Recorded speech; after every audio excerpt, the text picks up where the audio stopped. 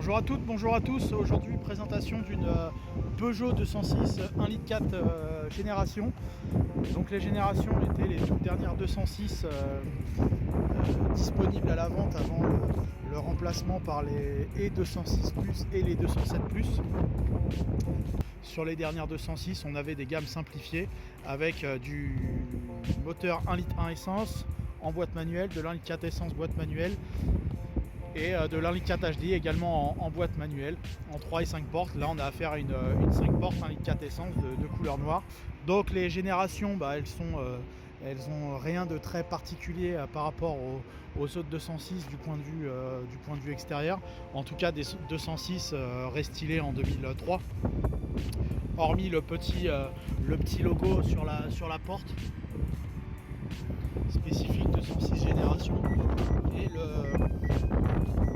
les logos brodés sur les sièges avec des surpiqûres un peu couleur jean. Donc on est un peu sur un intérieur couleur jean, aussi bien à l'avant qu'à l'arrière. Et après ce sont donc des versions un peu simplifiées, donc avec banquette rabattable d'un seul tenant. C'est pas des 2 tiers 1 tiers, mais vous avez quand même la fonction rabattable. Vous n'avez pas d'appui-tête à l'arrière. Vous avez quand même des aumônières au dos des sièges avant et un rappel de tissu sur les panneaux de porte. D'un point de vue du coffre, c'est pareil, c'est du très courant sur la gamme 206. Donc c'est un coffre d'une petite voiture. Et sur la partie avant, on a des sièges qui ont le même contour que les autres 206, qui sont un petit peu baqués très légèrement.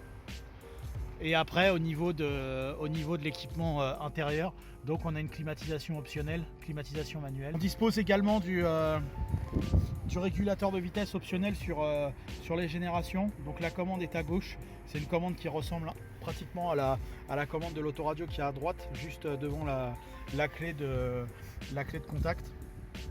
Et le contact donc avec le compteur de la 206 très classique, avec de gauche à droite le plein d'essence, enfin la jauge à essence pardon, le compte-tour, le compteur de vitesse et la température moteur et les différents voyants qui s'allument, et une mise en route donc à la clé comme ça, tout à fait simple, tout à fait classique. Pas oublier que la 206 c'est une voiture qui est sortie à la fin des années 90. Et donc du point de vue du moteur,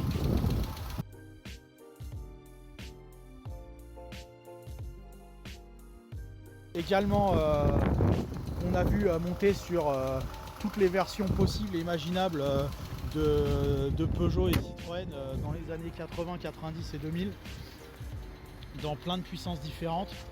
Ça allait de en gros 40 chevaux à 125 chevaux pardon. Donc ça c'était les TU, ils avaient été montés sur différentes cylindrées, du 8 soupapes, de l'essence, du diesel, du 16 soupapes, il y avait pour toutes les sauces. Et donc là c'est vraiment le milieu de gamme du TU, c'est-à-dire l'1 litre 4 8 soupapes 75 chevaux, qu'on va donc pouvoir aller essayer sur route pour se rendre compte des qualités de la voiture. Donc nous voici au volant de la 206 1 litre 4 génération, 5 portes de 2009. Donc sur cette version de 206 on n'a pas le siège réglable en hauteur, ce qui fait qu'on est assis assez en hauteur. Alors l'avantage c'est que on a une très bonne vision générale, et on avait sur ces 206 les premiers tableaux de bord un peu plongeants, un peu profonds façon monospace sur des petites voitures. À l'époque ça se faisait pas, les tableaux de bord étaient très proches et du coup ils étaient très fins, et du coup on avait le pare-brise à une certaine proximité. Là c'était les premières voitures avec un tableau de bord assez profond. C'était assez innovant à l'époque. Après du point de vue moteur, les premiers kilomètres en ville là, comme ça donnent une conduite assez silencieuse, assez souple. Par contre une fois que le moteur monte en régime, on sent qu'il est un petit peu plus bruyant que... Mais c'est normal, on est sur une très ancienne conception, plus de 20 d'accélération en deuxième.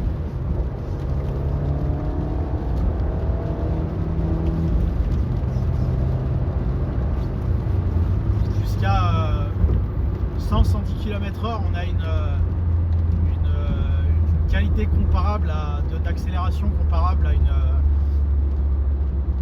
à un diesel de 110 chevaux ou une essence de 110 chevaux de modèles un peu plus récents mais de gamme supérieure. Donc la voiture est pas du tout bridée, on va dire. Alors c'est pas une voiture très puissante, hein, bien sûr. Par contre elle a une accélération suffisamment dynamique pour pouvoir s'insérer dans le trafic.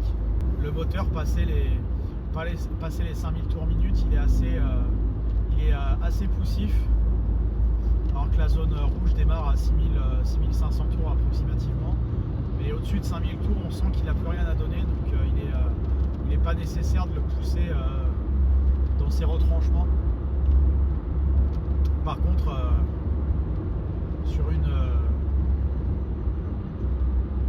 sur un filet de gaz aux alentours de 2000 tours, comme là en quatrième à 50-60, il est dans son registre.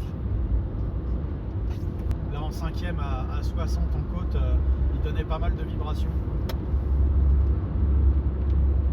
Donc vaut mieux rester en quatrième vitesse dans ces conditions. La qualité de la sellerie est juste correcte.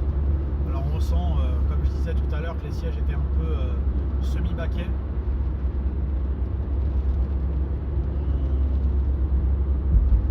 On sent un petit peu le côté baquet. Par contre les sièges, je les trouve beaucoup trop courts. Et la mousse, elle est assez peu généreuse, je trouve. J'ai souvenir que dans les intérieurs de Clio 2 qui étaient baquets sur les privilèges, les dynamiques, etc., sans même parler des Clio RS, on avait un intérieur qui était, des sièges en tout cas, qui étaient plus confortables à mes yeux, parce que la Clio 2 était la concurrente ultime pendant 10-15 ans de la 206. C'était les matchs, les combats à l'époque. C'est pour ça que je prends ce type de comparaison entre la Clio 2 et la 206. En tout cas, ce qu'on ne peut pas lui retirer, c'est malgré son âge avancé, c'est la tenue de route qui est encore très vive. Il n'y a rien à lui reprocher de ce côté-là, que ce soit dans la maîtrise du roulis ou dans la vivacité. La voiture est assez agile, elle reste plaisante à conduire de ce côté-là. L'amortissement est également pas mauvais, et la direction est pour moi la meilleure sur les petites voitures, puisqu'elle restait direction hydraulique, même sur ces dernières versions, et ce qui fait que le volant était suffisamment lourd, et du coup tout en étant assisté, et du coup on restait avec une sensation à la route qui pour ma part est essentielle. Les directions électriques en général, on n'a pas le même rendu au niveau du feeling et de la précision sur la route. Là pour le coup on peut placer la voiture exactement où on veut sans difficulté. Donc c'est un bon point à mettre sur le crédit des 206. Et il n'y a pas la sensation de flou qu'on a souvent sur les voitures avec la direction électrique au point milieu. Quand la voiture est en ligne droite, il n'y a pas de mauvaise sensation sur la direction. Et l'ensemble des commandes, c'est très Peugeot, tout tombe sur la main. C'est vraiment... là, pour le coup, les conducteurs Peugeot Citroën ne peuvent pas être perturbés par tout ça. C'est très lisible, c'est très clair. Après, la qualité des plastiques est pas n'est pas extraordinaire. Maintenant on est encore une fois sur une voiture qui est sortie il y a 20 ans. Et il y a quand même pas mal de petites vibrations à droite à gauche sur cette voiture qui a pourtant pas trop de kilomètres et qui est donc plus de ça la dernière série des 206. Donc le vieillissement n'est pas le point fort. Ces voitures qui sont très solides, mais par contre sur certains matériaux, sur les sièges ou les différents plastiques, ils ont tendance à s'user assez facilement. Et c'est vrai que c'est peut-être pas forcément non plus la qualité première d'une petite voiture quand on l'achète. On achète surtout une voiture économique et qui puisse être utilisée sereinement chaque jour, et ce qui est le cas de la 206, puisque en tout cas dans cette motorisation là elle est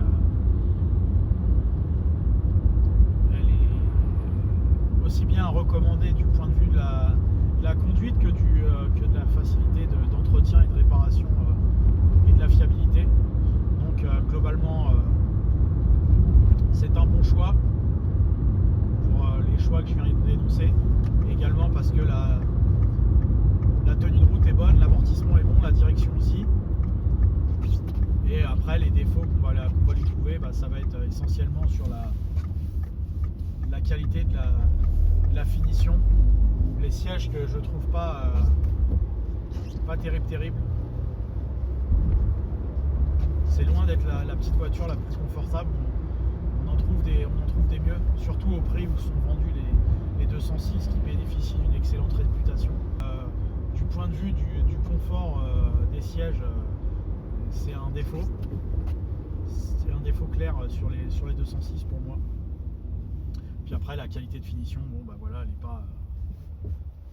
elle est pas magistrale. Voilà, merci à nouveau d'avoir suivi cet essai de Peugeot 206 de véhicule. Merci à vous encore une fois de